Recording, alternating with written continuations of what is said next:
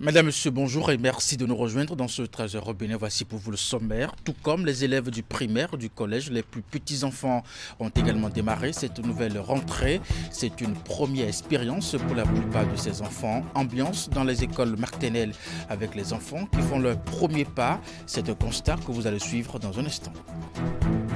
Et puis ensuite, la communauté musulmane feuillette le Saint-Coran pour en extraire les enseignements relatifs à la démographie. C'est à la faveur d'un atelier national de réflexion des leaders musulmans sur les enjeux démographiques en République du Bénin.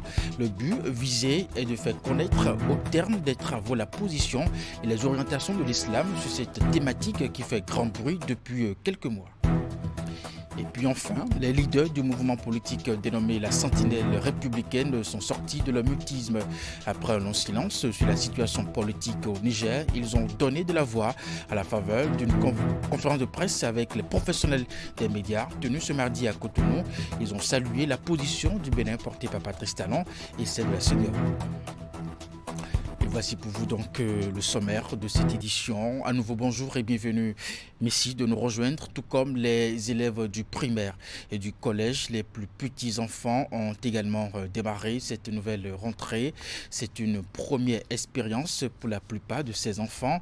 Une équipe de la rédaction a sillonné quelques écoles maternelles pour y constater l'effectivité de la rentrée. Suivez le reportage de Esther Tofa, Rachidi Soubirou. La petite Marie Sillon a à peine 3 ans. Elle entre pour la première fois dans une école. Mais à peine accueillie par l'animatrice, elle demande à repartir avec sa maman. Maman va acheter biscuits. Maman va t'acheter biscuits. Malgré toutes les tentatives de l'animatrice et de ses camarades pour la convaincre, elle ne veut pas lâcher prise. C'est la scène à laquelle on assiste au début de la rentrée scolaire dans les classes de maternelle. C'est pas du tout facile, mais comme il y a Dieu dedans, on essaie de faire de notre mieux. Sinon, ce n'est pas du tout facile. Surtout, je suis avec les enfants à l'âge de 2 ans et demi, voire 3 ans. Leur première année, vraiment, ça n'a pas du tout facile. Ce n'est pas du tout facile quand même. Mais on essaie de gérer ça à notre manière. Pour ces classes qui accueillent les tout-petits, plusieurs notions de base sont au programme pour préparer les nouveaux écoliers à la vie en société et aux classes supérieures. Je veux commencer la nourriture et les gribouillages. Les gribouillages. Et tu as gribouillé. Tu es sûr. Tu as bien gribouillé. D'accord. Par exemple, ce temps maintenant là, et comment les enfants vont faire pour aller aux toilettes, les découvertes des WC, lavage des mains, peut-être je vais faire pipi, comment ils vont exprimer, comment ils vont dire ça. Il y a des planifications, on suit des planifications. Chaque mois, il y a des planifications. Il y a encore des thèmes. Nous avons plusieurs thèmes. Et dans l'année là, on développe les thèmes là. Pour ce qui est de l'alimentation de ces bouts de choux, les parents s'en occupent eux-mêmes, selon le témoignage recueilli. J'amène à manger le matin. Le matin, je lui fais la bouillie, tapioca, c'est ça qu'elle aime. Donc, à 10h, j'amène du riz ou du pain. Et à midi, là, je viendrai la chercher. Au niveau de certaines écoles maternelles, l'heure est encore aux inscriptions. Les activités y démarrent effectivement la semaine prochaine au plus tard. Et puis dans le rang des apprenants, on peut y voir des nouveaux collégiens de la classe de CM2. Pour la 6e, les réalités changent justement pour ces derniers. Nous sommes allés également au collège d'enseignement général de Vedoko, dans la ville de Cotonou, pour constater l'état d'âme de ces nouveaux collégiens. Reportage. On peut les identifier à travers les comportements de premier jour de la rentrée. Ceux qui font leur entrée au collège nouvellement gardent encore les petites agitations du cours primaire. Ils passent de niveau, mais leur cadre d'éducation scolaire aussi a changé. Ces nouveaux collégiens sont à l'étape de leur baptême du feu en classe de 6e. Les premiers jours ont suffi pour que ces derniers se rendent compte des nouvelles réalités du collège. J'ai un peu peur au premier jour des enseignants, quoi. Des maîtres, tous ceux qui vont nous garder. Je me sens bien et je trouve que les cours sont commencés et je pars à 10h ou à 14h comme ça. J'ai constaté que l'école est assez grande. Oui. Oui, j'ai eu un peu peur. Parmi ces nouvelles réalités auxquelles ils sont confrontés, on peut aussi retrouver les heures libres qu'ils ont désormais, contrairement aux cours primaires et bien d'autres. Oui, les cours sont nombreuses. Au sein de pas à 7 heures comme ça, 7 heures ou 8 heures, pour faire dictée matinale. Et maintenant, je ne fais pas dictée matinale. Et les cours sont commencés et les messieurs sont chantés encore. Les cours ont changé quoi. Quand on était à l'école d'avant, tout là, il y avait l'école le soir. Et maintenant, c'est pas tous les jours. Les cours ne sont... Ce n'est pas tous les jours on a cours le soir. Donc on n'a pas cours le soir les lundis, tout là. Les lundis, les mercredis, les jeudis, sauf les vendredis. On part à l'école. C'est le début d'un long cycle pour ces jeunes collégiens qui, pour l'année scolaire en cours, ont encore 8 mois, 3 semaines devant eux. Mais pour le cursus secondaire, ils ont encore 6 ans devant eux pour passer à l'étape du supérieur. Des kits scolaires composés des sacs, des cahiers et des livres au programme de la maternelle jusqu'en classe de terminale. Ce sont quelques dons du gouvernement du président Patrice Talon en partenariat avec le mouvement de renouveau international Jamaat islamique Ahmadiyya au profit des orphelins de militaires décédés dans l'exercice de leurs fonctions. Reportage. C'est une bouffée d'oxygène pour ces orphelins auxquels la nature a arraché le père, un uniforme décédé sur le champ de bataille. L'emballage de générosité est composé de l'essentiel permettant de reprendre le chemin des écoles comme tous les autres enfants. Un moment de joie rendu possible par le gouvernement avec l'appui de la Jamaat islamique Ahmadiyya du Bénin. Chers enfants, en ce jour où l'armée vous célèbre au travers de cette cérémonie de remise de kits scolaires, quelles sont nos attentes à votre endroit? Plus de dévouement, d'abnégation et de constant dépassement dans vos études, car pour le sacrifice de vos géniteurs, la nation vous en sera reconnaissante.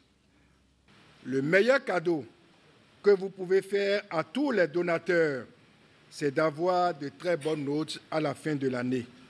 Le regard humanitaire porté à l'endroit de ces ayants droit du personnel militaire vise non seulement à les soulager, mais aussi à les encourager à regarder vers l'avenir. La présente cérémonie s'inscrit dans le cadre de la volonté du gouvernement du président Patrice Talon à renforcer davantage le dispositif de soutien et de prise en charge des personnels militaires blessés ou décédés en mission ainsi que leurs ayants droit.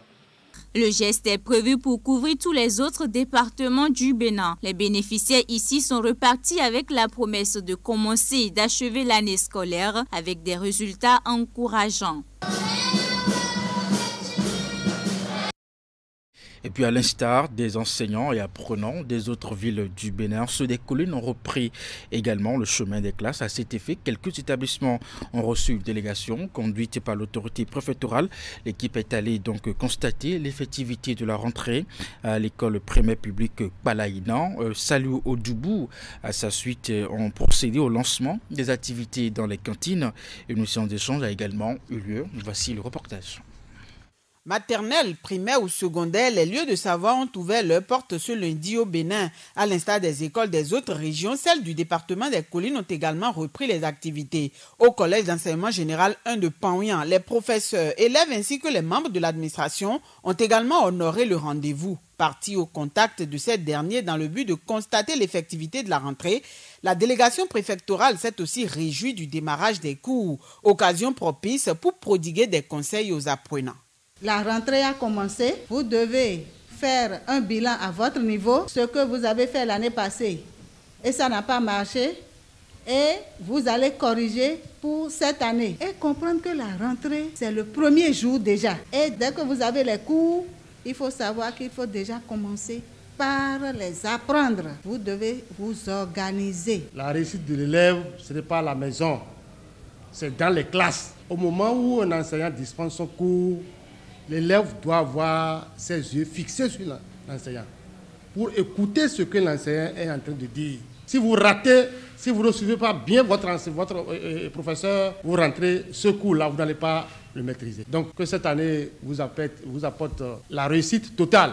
De Dassa cap a été mis sur la commune de Banté, précisément à l'école primaire publique de Palaïna, accompagné de quelques cadres et autorités de certains services déconcentrés. Le préfet a procédé au lancement des activités de la cantine scolaire. Comme vous le savez, chaque année, le PAM s'active à mettre en place les vivres avant le démarrage de la nouvelle année scolaire. Dans la commune de Banté précisément, nous sommes passés de 57 à 69 écoles, soit 12 écoles complémentaires en plus.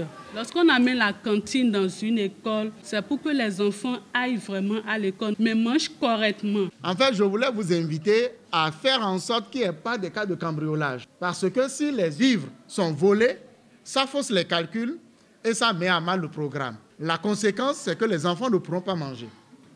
Alors que le gouvernement veut que les enfants étant en classe aient la tranquillité d'esprit nécessaire pour écouter l'enseignement qui leur est délivré. En dehors de ça, les apports en nature sont essentiels. J'ai vu le jardin, je vous en félicite. Je voudrais vous demander de faire suffisamment, de vous investir pour que l'élevage accompagne le jardin que vous êtes en train de faire. Pour le compte du département, en plus des 492 l'année écoulée, 25 autres écoles bénéficient cette année du Programme national d'alimentation scolaire intégré. Je vous l'annonçais en titre, les leaders du mouvement politique dénommé la Sentinelle républicaine sont sortis de le mutisme après un long silence sur la situation politique au Niger. Ils ont donné de la voix à la faveur d'une rencontre avec les professionnels des médias tenue ce mardi à Cotonou. Ils ont salué la position du Bénin portée par Patrice Talon et celle de la CEDEAO. Les détails avec Clément Tchadé, Henri Gantier. Cette caractéristique du Bénin, qu'il a élevé au rang de pays phare, mérite d'être porté, mérite d'être multiplié dans le monde, mérite d'être multiplié sur les autres fonds d'Afrique qui s'engagent au premier fond, non pas contre le Niger, non pas contre les citoyens du Niger, mais contre ceux qui, de façon tout à fait antidémocratique, se sont servis des armes de la République pour prendre la République en otage. Constantin Amousson et les siens rompent ainsi le silence et appellent le peuple béninois au calme et à la sérénité face à la crise politique au Niger. Ce mardi, sous la bannière de la Sentinelle républicaine, mouvement politique qui réunit les jeunes autour des valeurs de vivre ensemble, ces trois leaders, en présence des militants du bloc républicain, sont venus éclairer l'opinion publique en réaffirmant leur soutien à la position actuelle du Bénin et de la CEDEAO. C'est peut-être vous, avec votre gardien à la maison. Mais si un jour votre gardien, parce qu'il dispose d'armes, il dispose peut-être d'une cordelette, il vous prend, il vous ligote et il vous sort de la maison pour devenir le maître de la maison, est-ce que vous allez applaudir ce gardien-là? Y a-t-il quelqu'un parmi vous, s'il était le maître, qui applaudirait? Y a-t-il quelqu'un parmi vous, s'il était l'enfant du maître qu'on a ainsi ligoté, qui applaudirait? Mais à la vérité, c'est à ça que nous assistons. On ne peut pas souligner la responsabilité des élites politiques sans souligner la responsabilité de l'armée de nos différents pays. La vocation du Bénin, pas plus que celle de la CEDEAO d'ailleurs, n'est pas d'aller faire la guerre au Niger. Il ne s'agit pas d'entrer en guerre avec le Niger. Même l'armée au Niger sait qu'elle est prise en otage. Même l'armée. Si la Sentinelle républicaine s'est d'une part très remontée contre le comportement des militaires et l'apologie des coups d'État, elle a saisi l'occasion d'autre part pour condamner le front de l'opposition béninoise qui soutient les putschistes. Il y a les socialistes, ceux-là qui ont déjà la culture de la torture, qui ont pillé ce pays pendant 18 ans et qui appartiennent aussi donc à ce front. Ils se sont fait représenter dans ce front-là. Il y a les communistes, ceux-là qui n'aiment pas faire le bilan de leur vie. Eux aussi, ils appartiennent à ce front. Voilà l'image réelle du front que vous avez. Est-ce que nous allons permettre ça dans notre pays? Comme un seul homme, nous devons demander à nos frères, à ces aînés, à nos jeunes frères et les femmes qui les suivent de savoir arrêter. Si j'ai un appel à lancer à nos populations, à nos frères et sœurs, là où ils vivent, là où ils travaillent, là où ils restent, le Bénin, en aucun cas, ne puisse livrer une guerre contre le peuple nigérien. Ce qui réunit le peuple béninois et le peuple nigérien est plus fort que ce qui pourra nous diviser. Ce qui se passe n'est rien d'autre que la position de la CEDEAO que nous partageons et au-delà de livrer une guerre contre le peuple nigérien, nous œuvrons à côté de la CEDEAO pour délivrer ce peuple. Je vous remercie. Après cette rencontre avec les médias, l'état-major de la Sentinelle républicaine promet sensibiliser les populations à ne pas s'associer à des initiatives de soutien aux militaires nigériens. Pour eux, la voie démocratique reste l'idéal de gouvernance institutionnelle et de développement durable. Dans la suite de ce trésor au Bénin, la communauté musulmane feuillette le Saint-Courant pour en extraire les enseignements relatifs à la démographie. C'est à la faveur d'un atelier national de réflexion des leaders musulmans sur ces enjeux démographiques en République du Bénin. Le but visé est de faire connaître au terme des travaux la position et les orientations de l'islam sur cette thématique qui fait grand bruit depuis quelques mois déjà. Voici le reportage. Dieu qui nous a créés a dit, je n'ai jamais créé un peuple sans sa substance. Donc nous avons nos substances. Au détour de cet atelier national, les leaders musulmans tentent un exercice plutôt délicat sur un sujet qui depuis quelques mois fait objet de commentaires au sein de l'opinion. Il s'agit de la démographie et des assises nationales envisagées par le gouvernement autour de cette problématique. Les adeptes d'Allah se concertent donc ici à l'effet de proposer aux gouvernants les enseignements du Coran et du prophète Mohammed. Notre objectif est clair, rassembler des esprits éclairés et des leaders de la communauté musulmane pour explorer les intersections entre les tendances démographiques du Bénin et les valeurs islamiques. Nous sommes ici pour partager nos connaissances, pour confronter nos idées et pour forger des recommandations pertinentes qui contribueront à éclairer nos décideurs et à orienter notre société vers un avenir meilleur. Lorsque nous abordons des questions aussi cruciales que la démographie et le développement, il est de notre devoir d'ancrer nos discussions dans les enseignements du Coran et des traditions du prophète Mohammed sallallahu alayhi wa sallam, paix soit sur lui. Les échanges se réclament responsables et teintés d'ouverture d'esprit pour une quête de solutions au profit de la nation. Et donc le partenaire de circonstance y voit une vision futuriste à encourager. Le premier atelier s'aligne sur les objectifs du projet SWED qui, dans son développement, a prévu quand même des axes de communication impliquant les acteurs, les leaders communautaires dans le choix, le développement des stratégies devant nous permettre de garantir un avenir meilleur à nos concitoyens. Donc c'est une opportunité pour nous qui commence par faire un terrain d'appropriation aux différents déterminants qu'il convient d'analyser pour construire le Bénin dont nous rêvons. Le gouvernement béninois n'est pas dans la question de limitation de naissance. Nous ne disons pas que nous voulons limiter la naissance. Il y a eu beaucoup de débats dessus pour dire non à la limitation de naissance. On veut nous empêcher d'avoir des enfants, non. Et je suis d'accord avec vous qu'il n'y a que de richesse que d'hommes. Mais l'homme richesse n'est richesse que si nous arrivons à faire l'investissement nécessaire sur cet homme. Sinon, il devient une charge, un fardeau, ou pour emprunter un autre nom, il devient Wahala, celui qui devait être à la FIA demain. Cet atelier national est fait de communication au cours desquelles les participants sont invités à questionner les fondements de l'islam face aux enjeux démographiques, éthiques, famille et société. Les réflexions permettront également de faire un état des lieux des tendances de la démographie en République du Bénin et produire à la fin des recommandations au profit des autorités compétentes. Atelier de formation sur la génération des données pour les travaux du Codes Alimentarius. Les assises organisées par le Comité national du Codes Alimentarius a regroupé des universitaires, chercheurs scientifiques ainsi que des laboratoires. Elles ont été l'occasion pour les participants donc d'améliorer leur compréhension des travaux du Creuset. Les échanges ont été animés par un formateur recruté à cet effet par l'OMS. Reportage.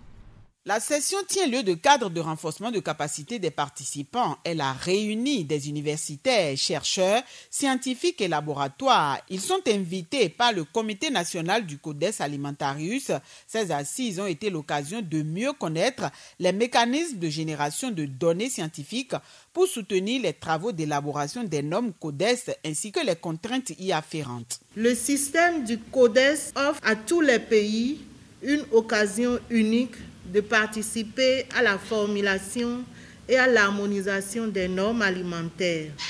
La conformité au Codes Alimentarius donne l'assurance que les aliments sont produits conformément aux normes visant à garantir la sécurité, l'adéquation nutritionnelle et la protection de la santé humaine. Pour participer efficacement aux travaux du Codes, notre pays a demandé et obtenu l'appui financier et technique du Fonds fiduciaire phase 2 de la Commission mixte FAO-OMS pour la période allant de 2020 à 2022 en vue de renforcer ses capacités nationales. Cet appui a permis de mettre en place un mécanisme pour un meilleur fonctionnement du Comité national du Codes Alimentarius, de renforcer les capacités du point de contact Codes au Bénin, de former plusieurs parties prenantes, d'organiser des campagnes de sensibilisation sur le Codes Alimentarius, prendre un arrêté interministériel pour faciliter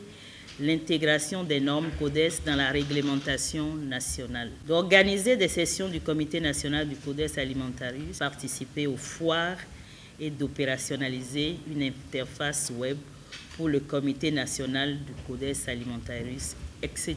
Le contexte de la période 2020 à 2022, marqué par la perturbation liée aux restrictions imposées par le gouvernement pour juguler la pandémie Covid-19, n'a pas favorisé la mise en œuvre de toutes ces activités. C'est pourquoi notre pays a saisi la commission du Codes Alimentarius pour solliciter une autorisation pour la mise en œuvre des activités importantes restantes.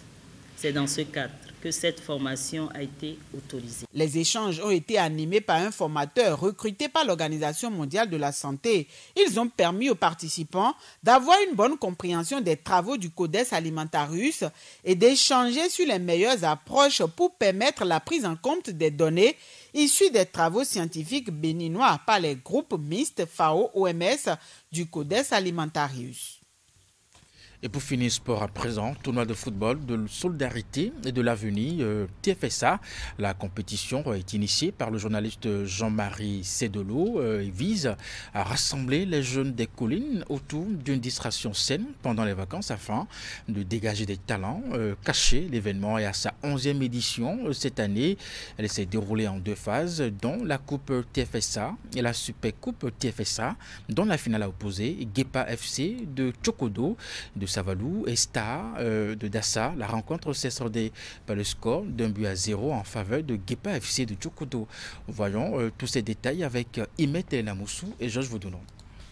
Guépa Football Club de Tchogodo en blanc contre Stade de Dassa en jaune. La rencontre s'est déroulée sur le terrain de l'école primaire publique de Tchogodo à Savalou. Elle consacre la finale de la Super Coupe TFSA. Cette deuxième phase du tournoi de football de solidarité et de l'avenir a connu la participation d'une dizaine d'équipes venues de 4 communes du département des collines, à savoir Glazoué, Banté, Dassa et Savalou. Ce qui s'organise ici est dans la même dynamique que ce que nous faisons au niveau du ministère des Sports. La promotion du sport à la base. Donc ma présence ici témoigne de ce que nous sommes dans la même direction, Je félicite le parrain de l'événement, monsieur le président du comité d'organisation et tout son bureau. Les uns et les autres qui ont contribué à cet événement, merci de l'avoir fait. C'est une activité qui réunit au-delà de la jeunesse, mais toute la population. Parce que nous avons vu toutes les catégories de personnes ici qui sont intéressés et qui ont été très joyeux. Et on ne pourra pas parler de tout ce qui s'est passé sans penser aux différentes équipes. Pendant 90 minutes, les joueurs ont rivalisé d'ardeur et de talent. Au finish, l'équipe de Tchogodo est sacrée championne sur le score d'1-0. On avait au départ raté le tournoi qui vient de commencer et terminer. Maintenant, la Super Coupe, en tout cas, vraiment, la joie, c'est énorme. C'est une première fois que nous on participe et on est arrivé en finale. Ça veut dire qu'on va redoubler d'efforts pour pouvoir aller encore plus de l'avant et ne pas les décevoir la prochaine fois. Je suis venu, ça m'a retenu, je ne pouvais pas partir. J'ai attendu la fin.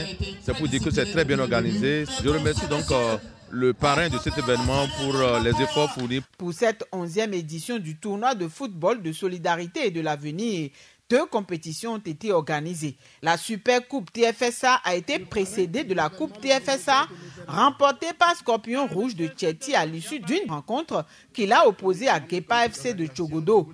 Initié par le journaliste Jean-Marie Serdolo, le tournoi a pour objectif de rassembler les jeunes autour d'une distraction saine pendant les vacances afin de dégager les talents. Il a été parrainé cette année par Bertin Tameyon.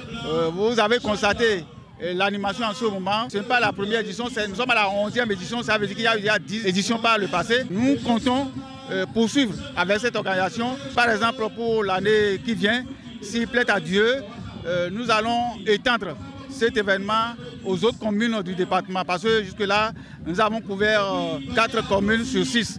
Donc les 2 autres communes, à savoir Savé et Ouessé, vont se joindre à la danse. En dehors de ça, nous pensons aussi mettre en place une organisation qui permette de couvrir les plus jeunes, c'est-à-dire les joueurs âgés de 15 ans et moins. En plus du trophée, l'équipe championne a également reçu des médailles en or, un ballon, un jeu de maillot plus une enveloppe de 150 000 francs.